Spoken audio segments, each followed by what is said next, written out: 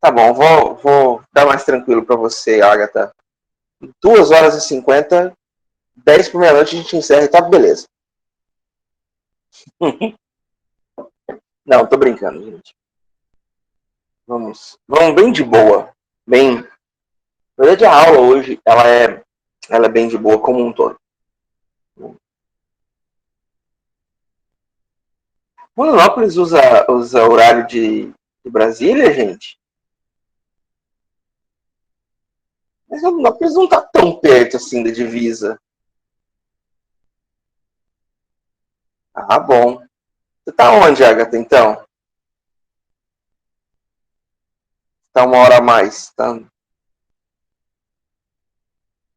Ave Maria. A galera de fora aqui.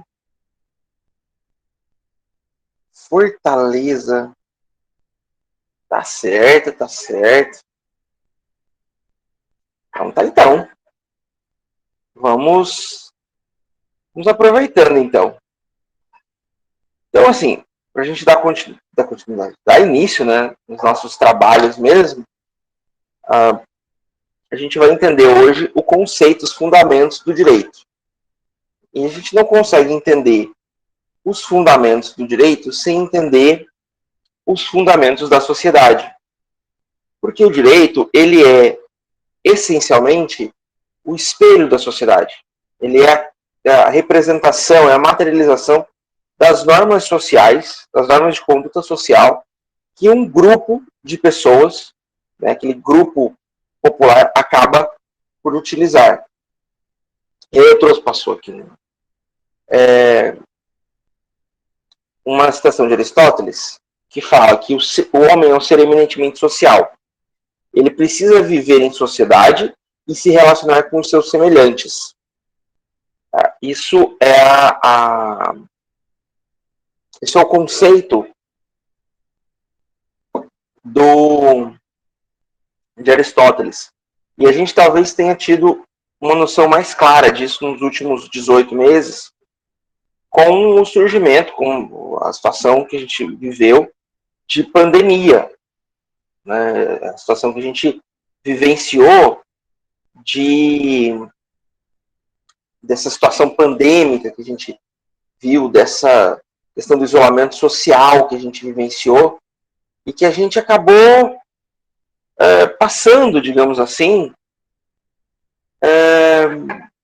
nesses últimos 18 meses, numa situação completamente diferente de tudo aquilo que a gente já tinha visto.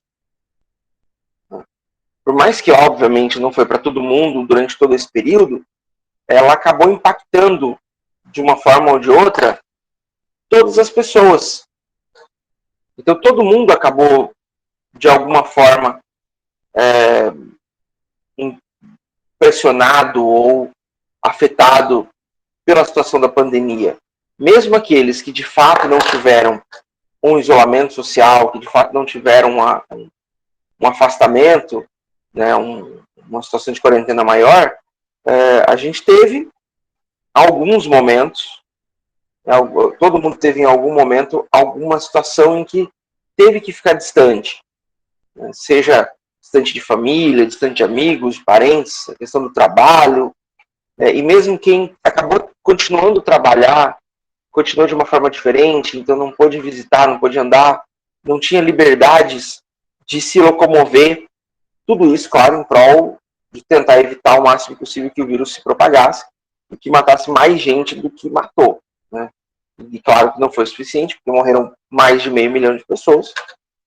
É gente demais para morrer por uma situação que poderia ser evitada, né? A gente poderia pensar melhor e estruturar melhor.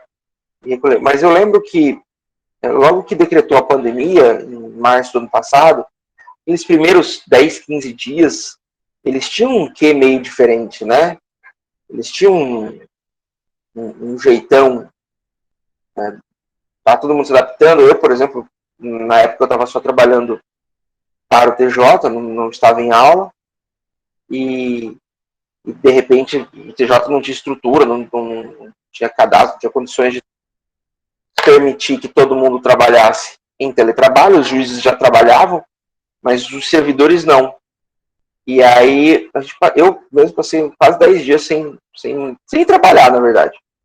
Porque não tinha condições, o pessoal não passava instrução, não, as conexões e tal, a gente não tinha o que fazer. E a minha esposa também, no caso dela, ela é professora, eles anteciparam as férias de meio de ano, então ela realmente estava em férias, as crianças também.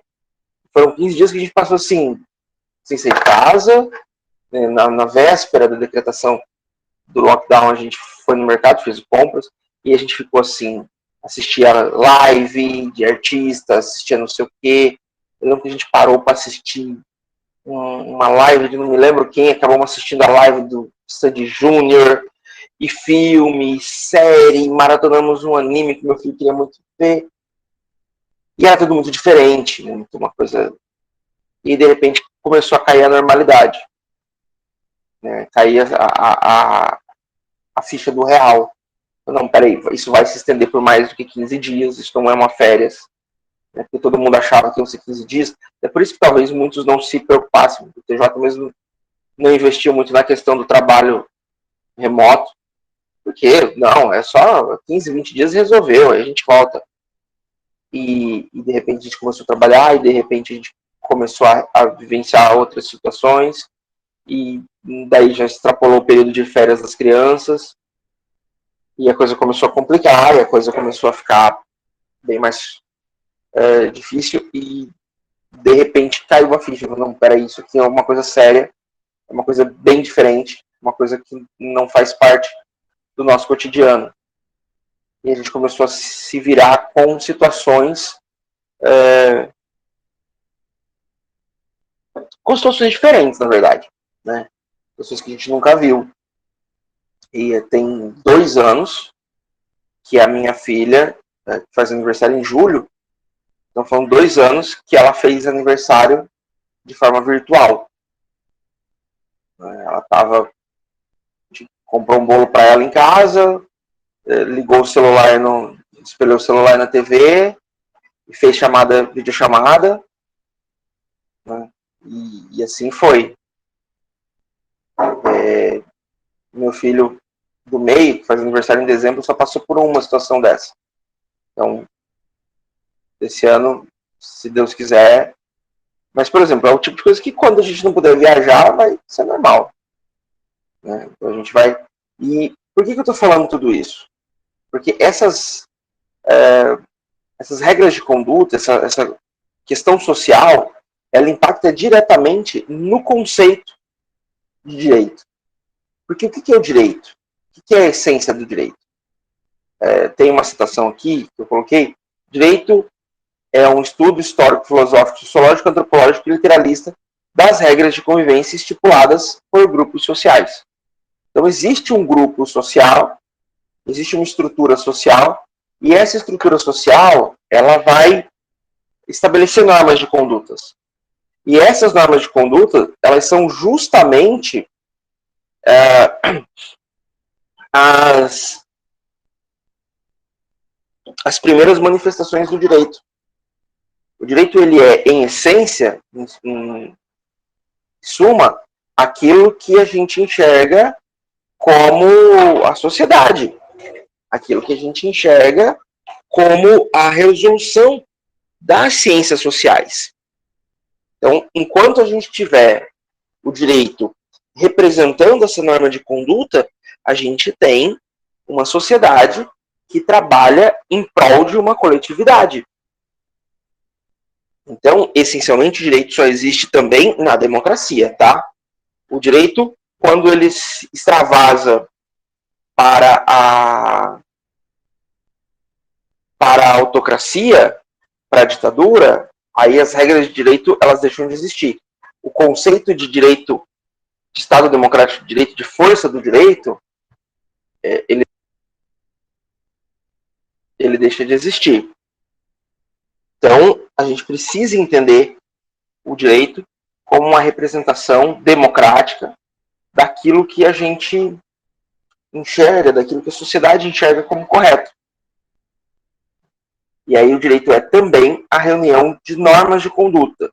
que aí é no conceito mais de legislação mesmo. Mas antes disso, o direito é essa análise histórica, porque ela é baseada no conceito, na historiografia daquela comunidade, na formação daquela comunidade. É filosófico, porque depende do pensamento. É sociológico, acima de tudo, sociológico e antropológico, porque trabalha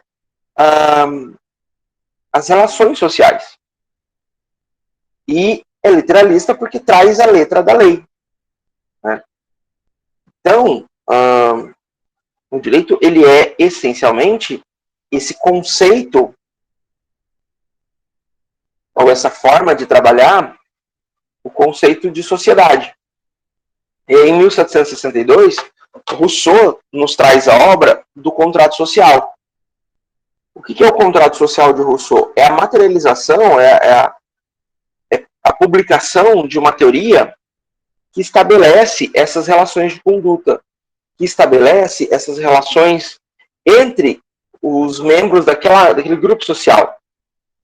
Então, o que é o contrato social que Rousseau fala?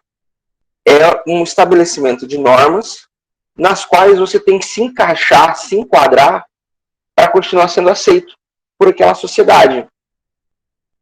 Então, a partir do momento em que em que se estabelece, por exemplo, você não pode matar alguém na sociedade, se você mata alguém, você está incorrendo numa situação que não é compatível com o que a sociedade busca, com o que a sociedade quer, aquele grupo social. E você tem que, de alguma forma, ser separado e punido para que isso não volte a acontecer.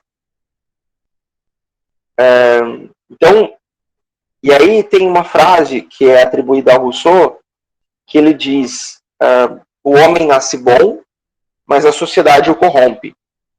Isso significa, basicamente, que o homem ele não é que nasce bom. A gente tem que entender o pensamento de 250 anos atrás. Não é bom no sentido de ser bonzinho, ou de ser bacana, de ser gente boa. É bom no sentido de puro. É bom no sentido de sem maldade. E aí a sociedade, ela começa a doutrinar, e começa a trabalhar, e começa a impor determinados pensamentos para aquele indivíduo, tá? Que vão corromper esse pensamento de pureza. Porque assim, nenhuma criança nasce, nenhum neném nasce achando que, sei lá, que lugar de mulher como é que eu vi esse tempo atrás? Que mulher tem que ter pé pequeno para poder ficar mais perto da pia do fogão. Juro que eu vi isso. Não, eles nascem, mulher é mulher, homem é homem, não tem diferença nenhuma. Um exemplo interessante que surgiu essa semana, vocês conhecem a banda Nirvana? Já ouviram falar da banda Nirvana? Então vocês devem conhecer o Nevermind, né? Que é o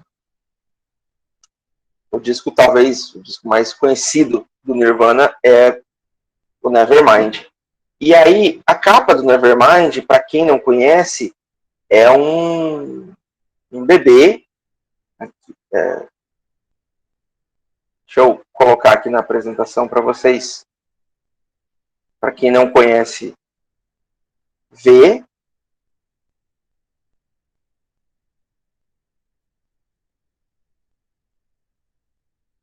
É isso aqui.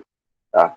É um bebê, peladão, em piscina, atrás de uma nota de dólar. Né?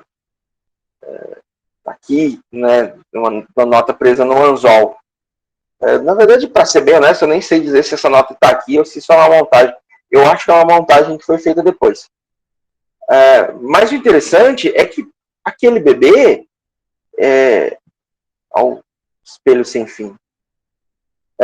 Esse bebê, ele não entende, ele está lá nadando, mesmo que tivesse a nota de dólar ali, é irrelevante, né, o que isso significa. Agora o moleque está processando, 20 e tantos anos depois, resolveu processar. Tá? Não, é verdade, Poli. É verdade, o cara tá processando a banda Nirvana. Eu não sei nem se dá pra processar a banda Nirvana nessa altura do campeonato, que ela acabou desde que o Kurt Cobain se suicidou. Então não sei nem se ela existe do ponto de vista jurídico, mas ele tá processando. Tá processando por danos morais, por não sei o quê. Cara, se eu visse esse moleque na rua, eu não tinha nem ideia de que era ele, o neném. Quem que sabe? É só eu não falar pra ninguém. Aí ele tá dizendo, não, é porque ficam dizendo que eu sou como se fosse uma prostituta.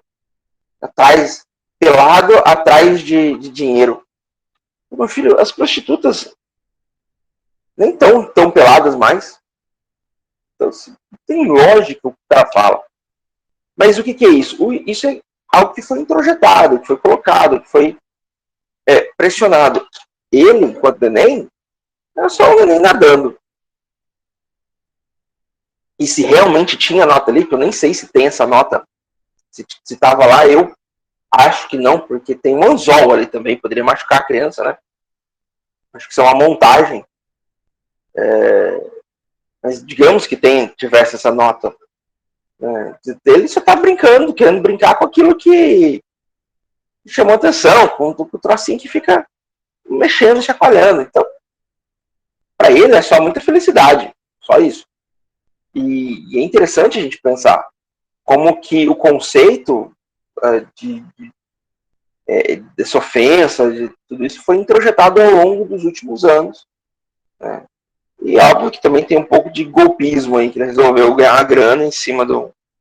A banda vai se dar mal, porque não sei se o pessoal dos sobreviventes do Nirvana tem algum dinheiro nessa altura do campeonato, já que o sucesso do Nirvana se escoou na época do Kurt Cobain, né? Quando o Kurt Cobain faleceu, se matou, o Nirvana praticamente, eu acho que ele deixou de existir, eu nunca mais vi nada do Nirvana depois. Mas é interessante a gente pensar nesse conceito, né? Então, quando o Rousseau fala isso, que o homem nasce bom, a sociedade é que corrompe, ele está falando disso, né? De que o homem nasce essencialmente sem saber as diferenças.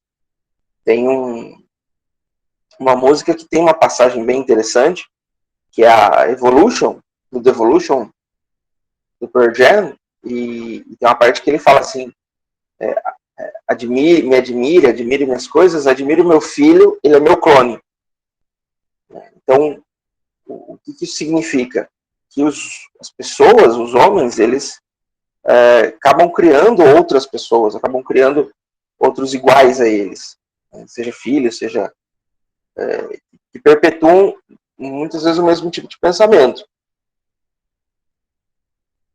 Mas, ao mesmo tempo, ao longo da jornada das pessoas, a sociedade também vai introjetar conceitos melhores até, que permite que os filhos sejam melhores do que os pais. Quando a gente fala em corrompe, quando o Rousseau fala em corrompe, não é no sentido de corromper e de transformá-lo, de fazê-lo mal, mas é no sentido de corromper essa pureza, essa abstração inicial. Tá? E é bem interessante isso, é bem interessante essa condição, essa estruturação, essa forma de pensar. Porque a sociedade também permite ao indivíduo que ele evolua, ele cresça. Eu acho que eu não falei, não foi aqui que eu falei, mas quando a gente analisa nós mesmos de um tempo atrás, é interessante a gente rever as nossas posições. Revejam quem vocês eram alguns anos atrás, sei lá, 5 anos atrás, 10 anos atrás, e vejam se vocês são as mesmas pessoas que vocês são hoje. A ideia é que a evolução... eu sou de Rousseau. Eu gosto do Hobbes. Eu gosto do Leviatã, do Thomas Hobbes. Na verdade, assim, eu não tenho time.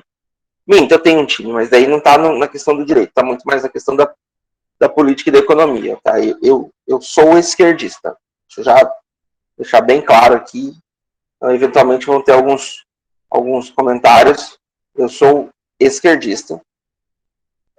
Gostaria de ser comunista, mas não é possível. Não acredito que o comunismo dê certo em lugar nenhum do mundo.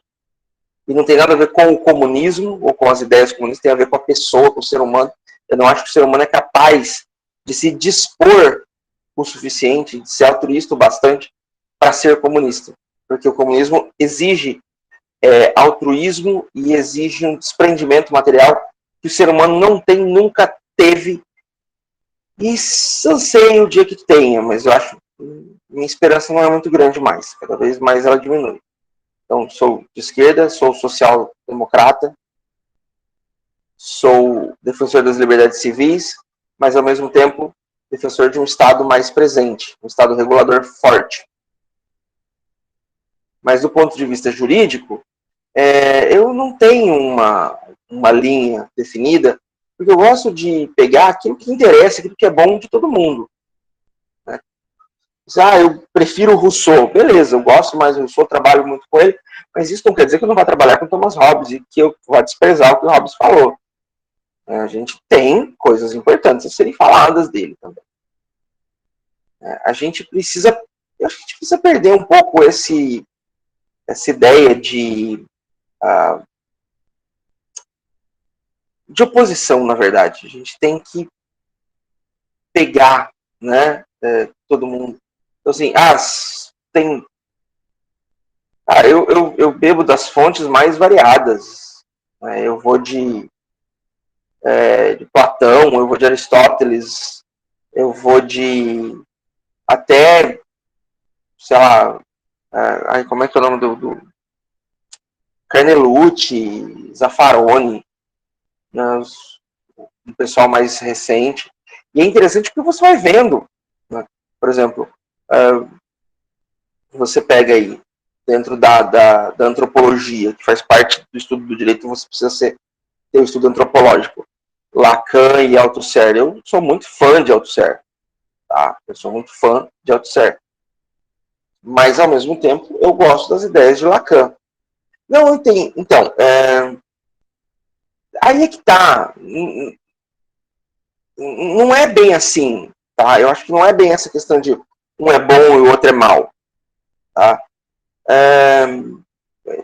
Eu abstraio essa questão de bom e mal, porque isso traz um maniqueísmo. Né? Então, eu defendo essa ideia de que não, o ser humano, ele é o ser humano, tá? E ele tem coisas boas e ele tem coisas ruins. Não dá para ser sempre o Superman, o eterno, o eterno escoteiro nossa, que é perfeito, que é tudo de bom. Você vai ter que ter um momento meio Batman, que vai descer a porrada mesmo. Todo mundo tem isso. E eu prefiro interpretar no seguinte sentido. Quando Rousseau fala em o homem nasce bom e a sociedade o corrompe, bom no sentido de puro e corromper no sentido de tirar essa pureza existencial, substituindo por conceitos e preconceitos sociais. E quando Hobbes fala que o homem ele é mau, eu interpreto, e é a interpretação minha, tá? Tá bem claro que nos dois casos é a interpretação minha. Não é que ele seja mau, mas é que ele é desprovido, porque o Hobbes ele é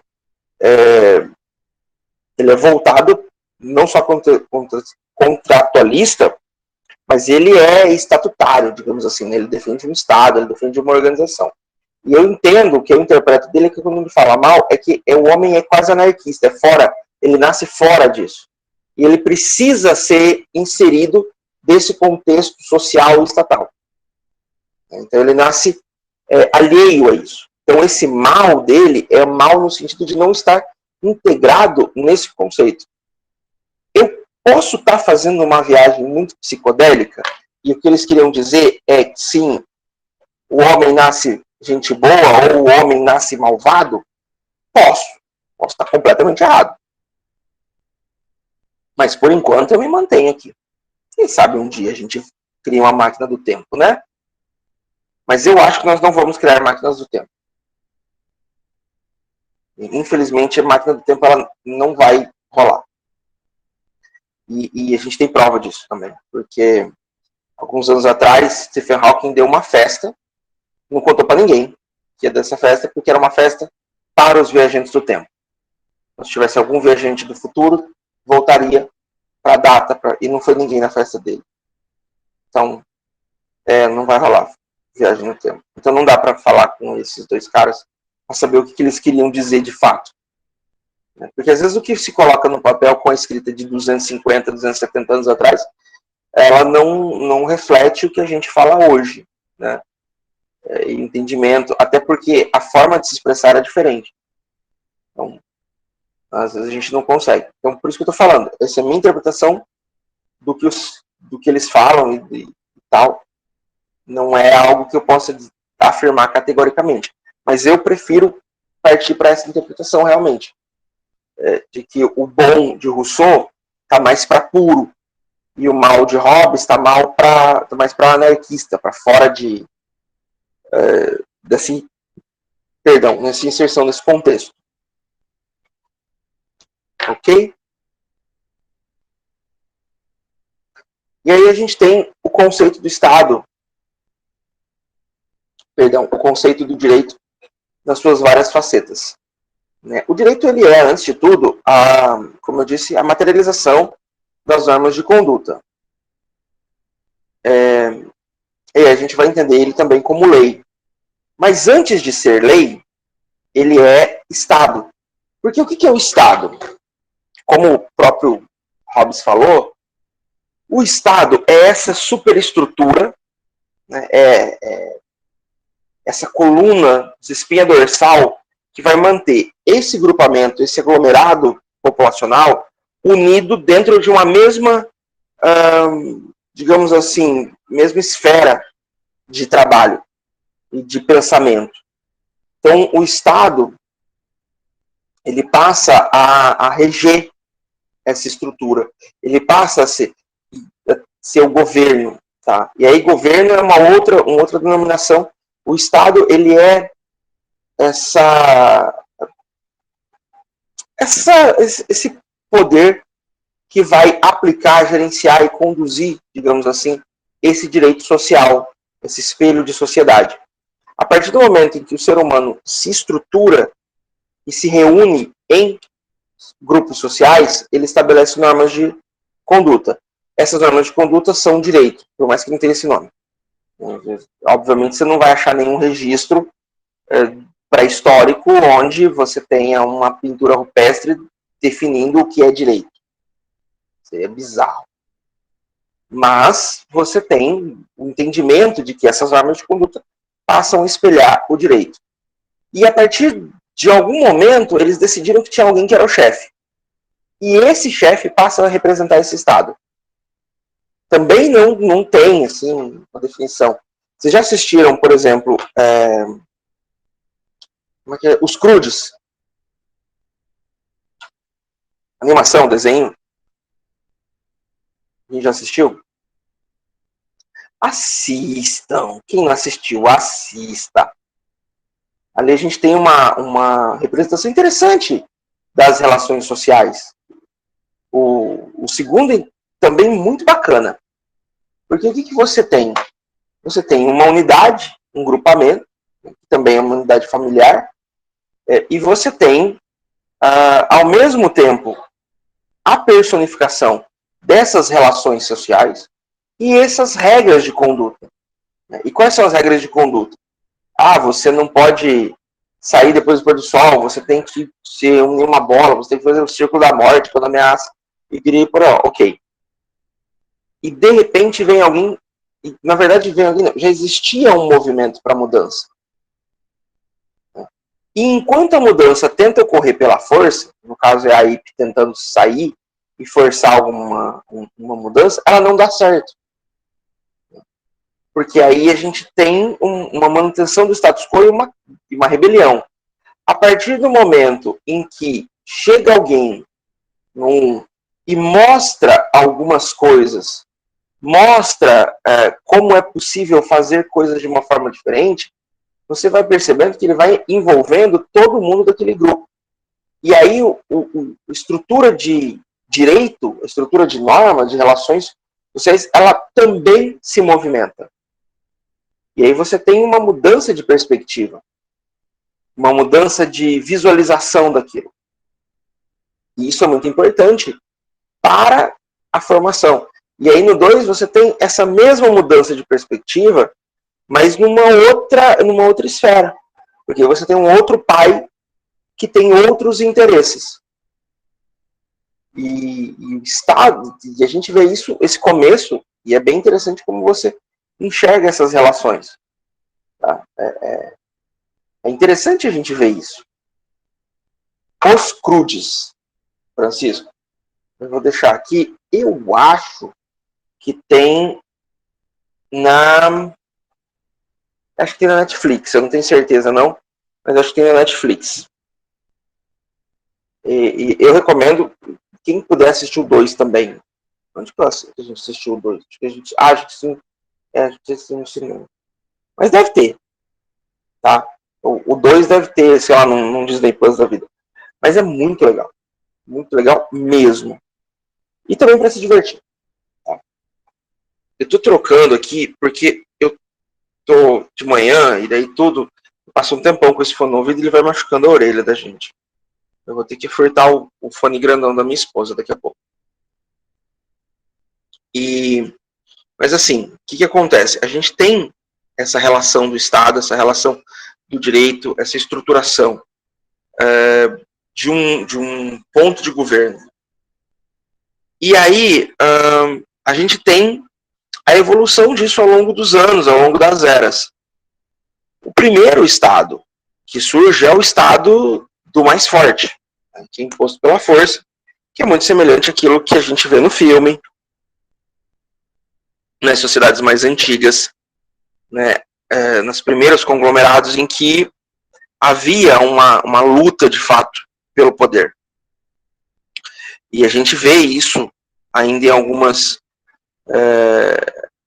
circunstâncias, talvez isso não aconteça mais da forma como era, mas que é o Estado Talibã no Afeganistão, se não o Estado da Força.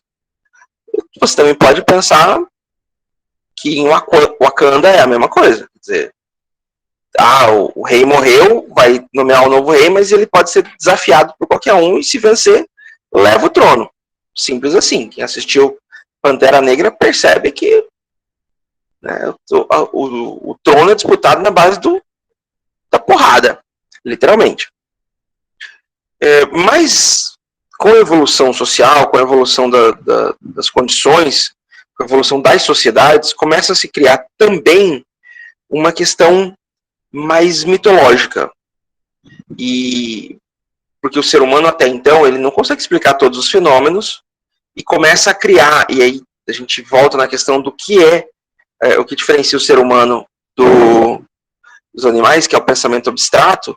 Ele começa a criar divindades, começa a criar explicações.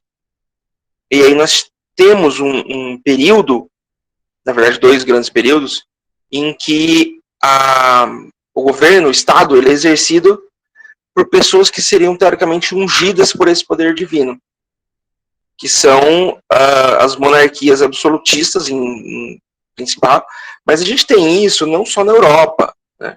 O Egito Antigo, né, os faraós eram pessoas com os quais os deuses se representavam, tal, tinha todo esse contexto religioso também.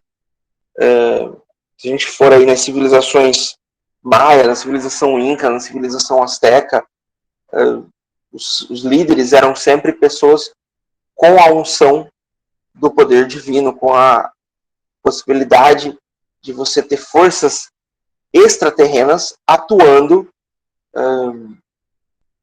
de uma forma direta na sociedade, teoricamente. Quer dizer, eu falo teoricamente, mas vai saber se não eram os deuses astronautas. Já ouviram esse livro? Eram os deuses astronautas, a teoria da mitologia do astronauta, que os deuses, na verdade, eram seres de outros planetas. Tem teoria para tudo. E aí, é importante a gente pensar que essa questão do poder divino, né, que depois a gente vai estudar como uma escola de teoria jurídica, como a escola teocrática do direito, né, a justa-teocracia, ela atinge um bom patamar durante a pré-história e a história antiga, principalmente com o Império Egípcio, que se torna um dos principais expoentes nessa época, até então, dessa forma de governo. E aí a gente volta com isso na Idade Média, com os estados nacionais, os estados absolutistas, né? Com o Rei Sol, por exemplo, Letá, Samuel, o Estado Sou Eu, mas todos eles eram ungidos na Igreja Católica, porque há uma volta da concepção divina de poder durante a Idade Média, principalmente por conta das cruzadas. Mas entre isso a gente tem dois destaques a serem feitos, né? Que é a primeira democracia grega, também nos tempos antigos, que foi pensada, idealizada e visualizada como sendo algo que vai, como é que eu falo? Que vai representar a sociedade. E democracia vem do grego, governo do povo, demo e kratos, né? O governo do povo para o povo, seria exercido por intervenção direta das pessoas, dos cidadãos. Importante deixar claro aqui, de novo, né, que a gente tem que analisar as coisas de acordo com o aspecto da época. Para a democracia grega, quem fazia parte eram os cidadãos, que eram homens adultos, donos livres e possuidores de terra. Então era bem censitário o negócio. Não pensem vocês que os gregos eles eram totalmente abertos e liberais. Não, eles eram bem limitados mesmo. E aí vem, como o Matheus colocou, a democracia direta, que na verdade é a verdadeira democracia, né? Que é aquela pela qual cada um dá a sua opinião e coloca a sua própria opção e exerce o seu direito de fala. Tá. É a democracia em sua essência. Mas, ao mesmo tempo, com a formação dos Estados Nacionais, com a estruturação dos países hoje, ela se torna muito inviável, porque é difícil você dar a voz para todo mundo de um país inteiro, né? Na época já era complicado fazer isso. Deu certo com os gregos porque eram cidades-estados, né? Então, assim, era uma cidade que eles gerenciavam. Não era o mundo todo. E muito era Atenas, tá? Outras cidades-estado, elas tinham outras formas de pensamento, que nem sempre eram tão democráticos. Então, Atenas era o expoente da democracia grega, era também o centro de saber, né, com a escola dos análises, com principalmente Platão, Aristóteles e Sócrates, mas com outros,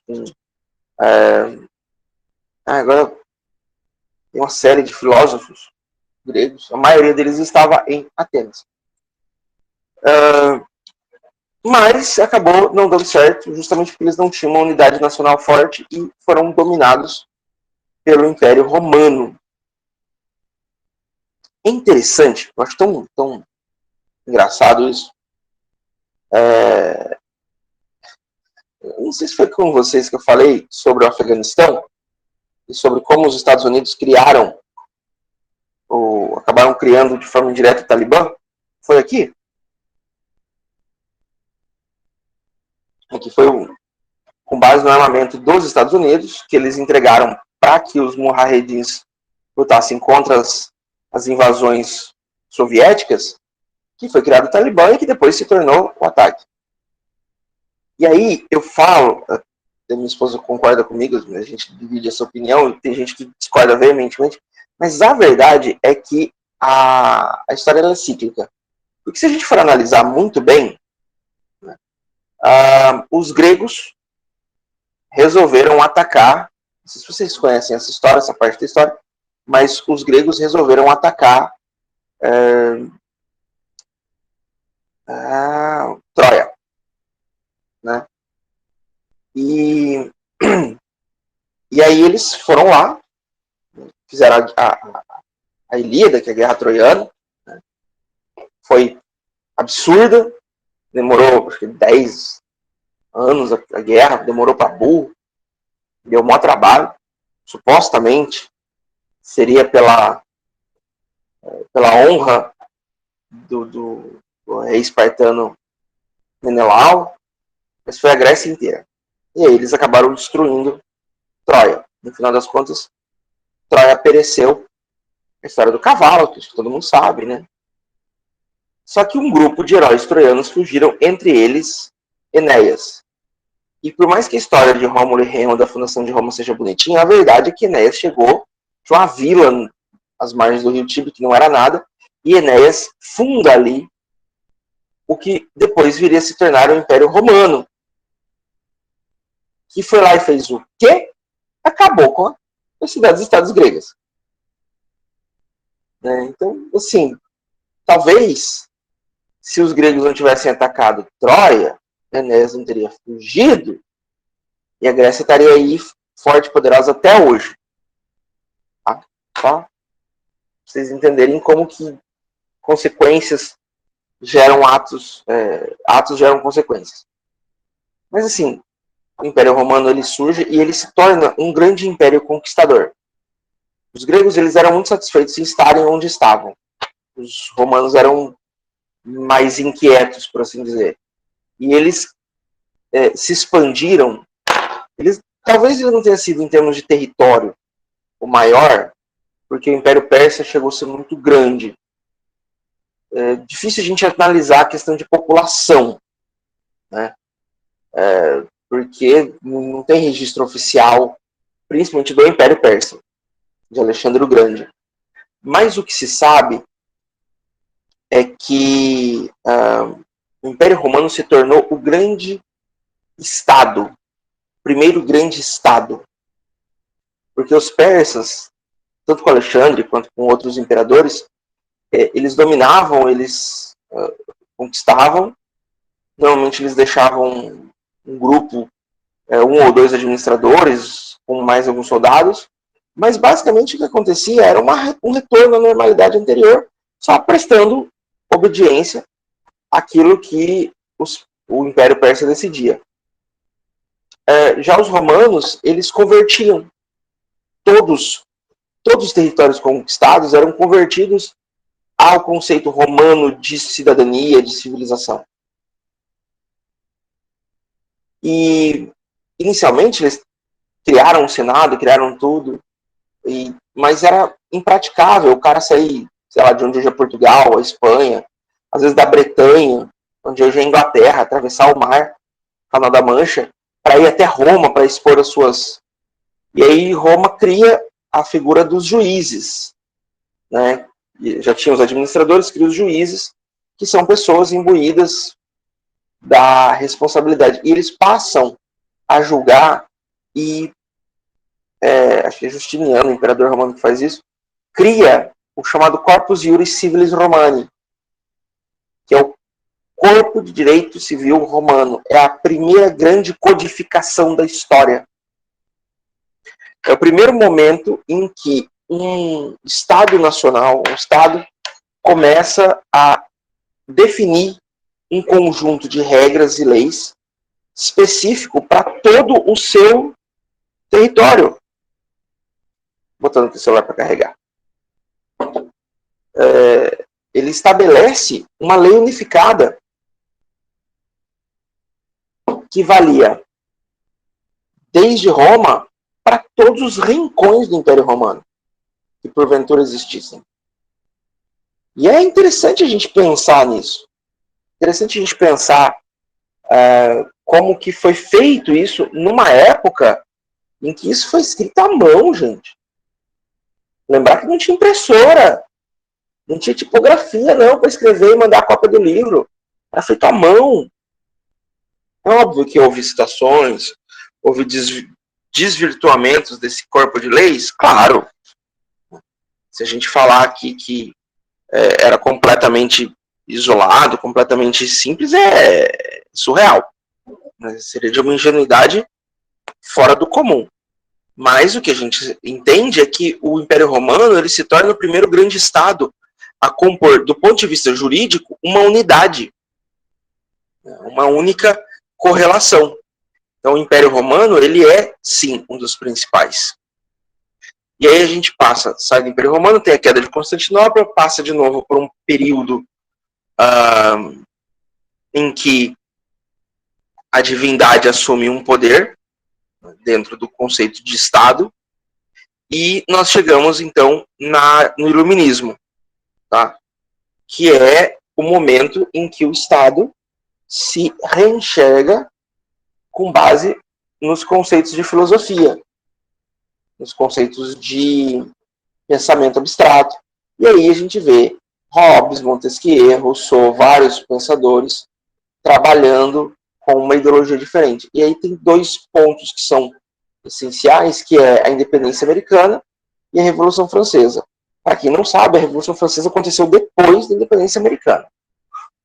Mas a independência americana, ela é muito inspirada no conceito postulado por Rousseau.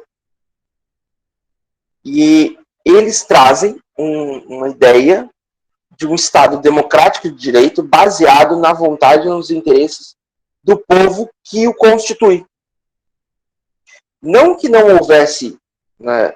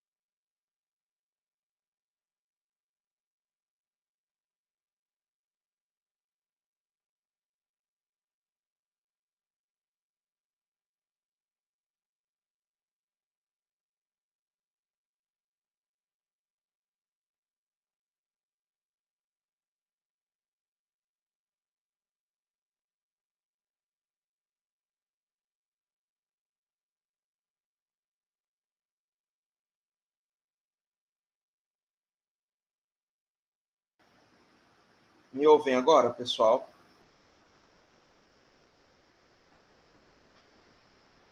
Tá, beleza. Eu não sei o que aconteceu. Quer dizer, eu sei o que aconteceu.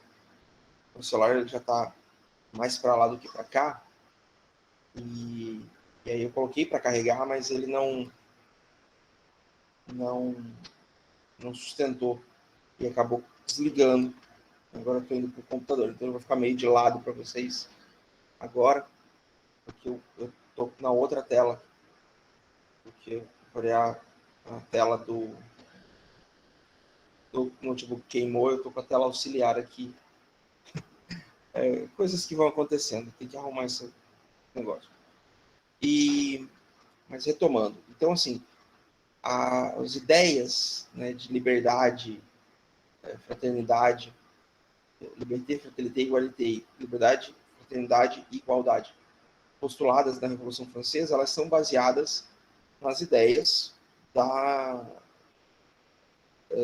independência americana, que por sua vez são baseados muito em Rousseau, na construção desse Estado democrático de direito, baseado na sociedade, na ideia que a sociedade faz do seu aparato mesmo, né? Da sua fundação. Então, a sociedade passa, então, a partir daí, a ser a maior representante da construção do Estado. E, por tabela, da construção do direito. Não que nela não houvesse participação, mas era mínima. É uma parcela pequena da população. A gente tinha uma estrutura social vigente que era diferente daquilo que se poderia entender. Para além disso, nós temos também a interpretação do direito como lei positiva. O que é o direito, então? Além desse conceito abstrato e estatal e tudo, o direito também é entendível como lei positiva, como a materialização justamente desse conceito. Então, você tem o conceito de direito, você tem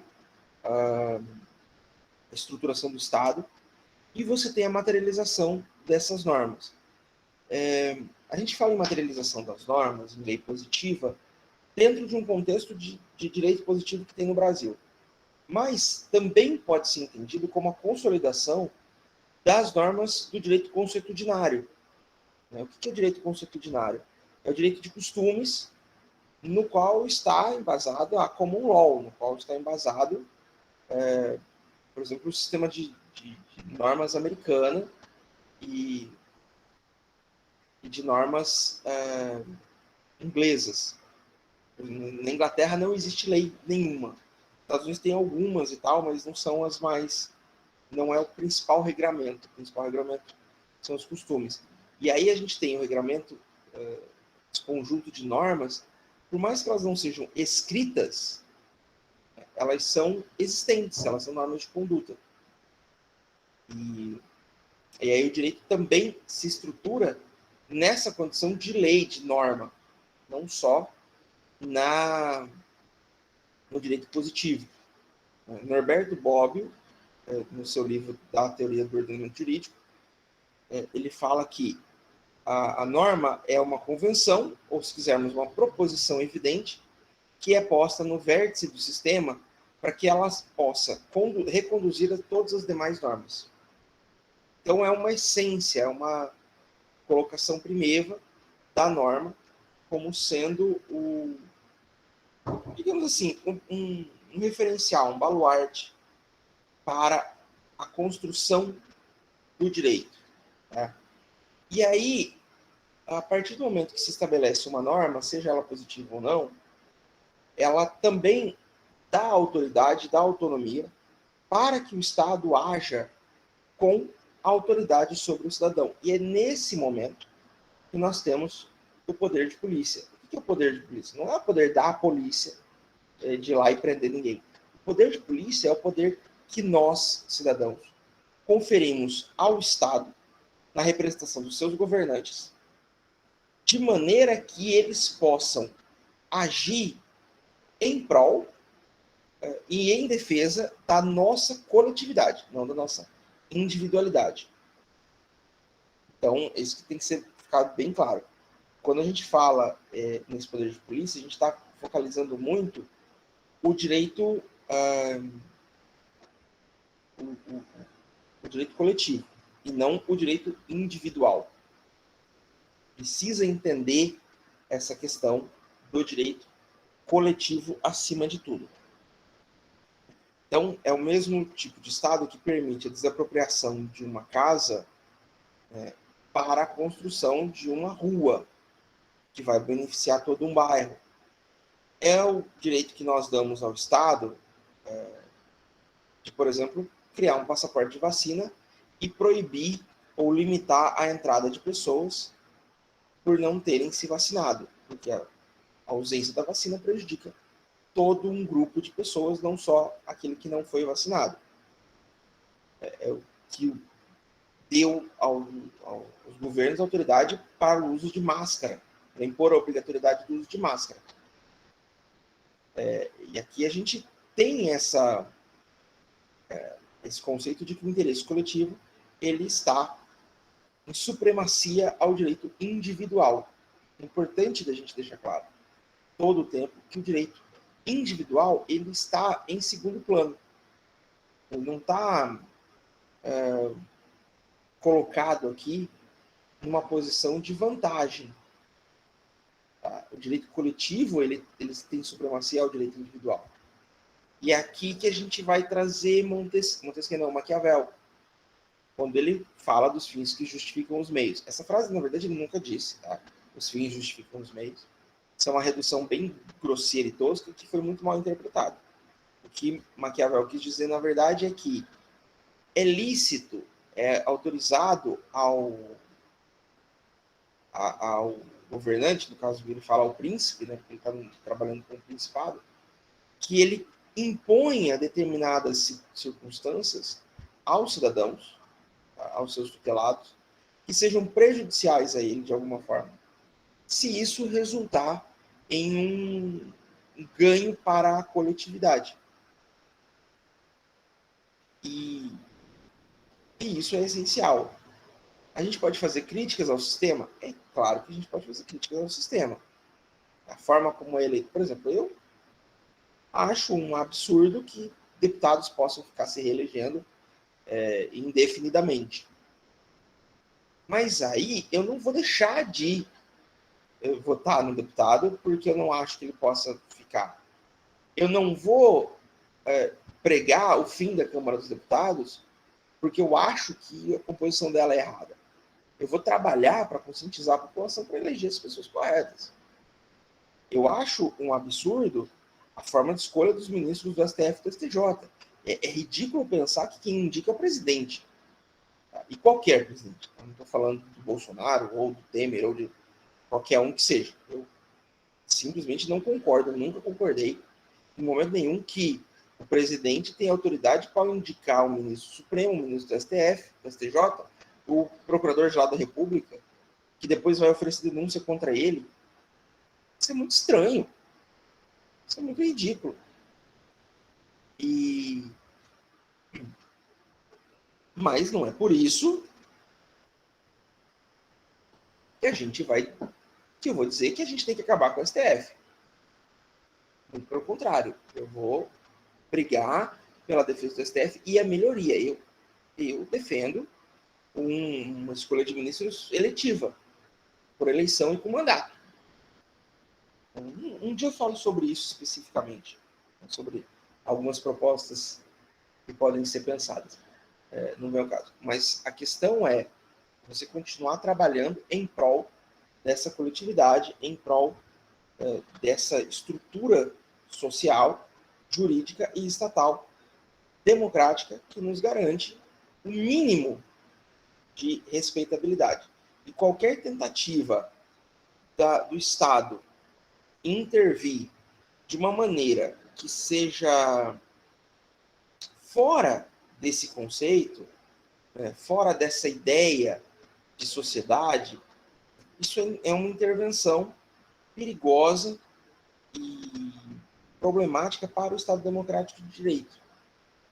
E aí agora eu vou fazer uma crítica clara ao presidente Bolsonaro, quando ele fala que pode não haver eleições, quando ele põe em xeque a realização de eleições no ano que vem, ele está em ruptura com o Estado Democrático de Direito. Ele está defendendo a autocracia, a perda desse conceito de que o cidadão, a participação do cidadão, que vai estabelecer as regras sociais, as normas de conduta social. Porque a partir do momento em que você não tem eleições, você não tem representante nenhum, você não tem voz. Quem faz as leis são só eles. São só quem já está no poder. É o ditador. Mas hoje não é assim. Então, mas hoje você pode votar. Você convence a votar. Hoje você pode trabalhar por uma tentativa de melhoria. Dá certo? Às vezes dá, às vezes não. A gente já conseguiu algumas mudanças. Está 100% ainda. Voltamos um passo para trás com a volta das coligações. Mas, quem sabe, vai se encaminhando para uma melhora no futuro. Ok? E aí, só para a gente finalizar o último slide de hoje, o direito nada mais antes de mais nada, o organismo vivo, tão variável e múltiplo quanto a própria sociedade que lhe dá origem. O que isso significa? Significa que a sociedade ela é múltipla, ela é multifacetada, ela é maleável e variável. Eu estava assistindo a entrevista, acho que eu até comentei aqui, do Luciano Huck domingo, no Fantástico, e ele fala sobre a tiazinha e a feiticeira. E padrões de estereótipo de sociedade que eram extremamente aceitos, fizeram muito sucesso. Foram um sonho de consumo de muitas pessoas. Hoje, seria um absurdo colocar mulheres nesse ponto, nessa estilização, nessa... faltou a palavra agora. Mas nesse conceito de um fetiche sexual. Essa estigmatização da mulher como um objeto sexual, um objeto de fetiche. E essa evolução da sociedade ao longo dos anos, isso tem 20 anos, não é tão antigo assim. Essa evolução da sociedade, ela permite e ela obriga, ao mesmo tempo, que o direito seja tão variado, tão múltiplo, quanto a própria sociedade. Evoluindo, ainda que nós, principalmente quando a gente for falar de diferença entre common law e direito positivo, a gente vai explorar mais isso, mas ainda a passos lentos, né? Ainda se arrastando algumas coisas, por exemplo, né, a gente vai fazer o ano que vem 20 anos do nosso Código Civil. Antes disso, a gente tinha um de 1916, e o próprio Código Civil de hoje não é tão novo assim, como parece, porque o projeto dele é de 75, foi desengavetado pelo Fernando Henrique no final do mandato e aprovado e entrado em vigor em 2002. As nossas leis penais são muito antigas. O Código Penal de 1940, o processo penal de 41. Mas reformou, mudou. A última grande reforma do Código Penal, mudou bastante coisa, foi a reforma do Código da parte especial, foi em 84, foi no ano que eu nasci. Aí teve uma outra reforma aqui ou ali, uma inclusão aqui ou ali, uma mudança, mas em essência continua o mesmo. Falta atualizar um pouquinho. E aí o sistema de positivo tem esse probleminha, né? Ele é mais lento para atualizar. Mas a gente precisa lutar diuturnamente para que a sociedade, para que o direito, a representação do direito, seja representativa de fato, seja espelhada de fato na sociedade que compõe o Brasil. Certo, pessoal? Encerramos o material de hoje.